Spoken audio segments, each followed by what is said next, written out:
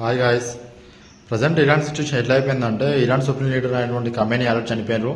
And తర్వాత appoint అయినటువంటి తన కొడుకు కూడా వితిన్ 6 hours చనిపోయాడు. సో అదే కాకుండా డిఫెన్స్ మినిస్టర్ ఎవరైతే ఉంటారో డిఫెన్స్ మినిస్టర్ చార్జ్ తీసుకున్నటువంటి 48 hours డిఫెన్స్ మినిస్టర్ కూడా చనిపోయాడు. ప్రజెంట్ అక్కడ ఎలా ఉందంటే ఎవరైనా లీడర్ ఎక్కుదామన్నా కూడా కోరుకు భయపడిపోతుండ్రు, నెక్స్ట్ మేమే టార్గెట్ అని చెప్పేసి. లైక్ మన ఛత్రపతి మూవీలో సీన్ కూడా చూసారా, ప్రభాస్ డైలాగ్ అంటే నార్మల్ చెప్తున్నా. పల్నాయుడు వాడు పోయాడు, వాడి స్థానంలో నువ్వు వస్తావా అన్నాడు, భయపడుతున్నాడు అందరూ. లైక్ ఇంకోటి ఏంటంటే దీనికి తోడు అమెరికాలో ఎవరైతే అమెరికన్ సోల్జర్స్ ఎవరైతే కువైట్లో ఉంటారో కువైట్లో ఉన్న అమెరికన్ సోల్జర్స్ మీద కూడా ఇరాన్ అటాక్ చేసి చంపేసింది. సో దీంతో ట్రంప్కి ఇంకా ఎక్కువ కోపం వచ్చింది. కాబట్టి ట్రంప్ ఒకవేళ ఇజ్రాయల్ ఆగినా కూడా యూఎస్ అయితే ఇప్పుడంతా ఆగదు. ట్రంప్కి ఈగో ఎంత ఎక్కువనో అందరికి కూడా తెలుసు.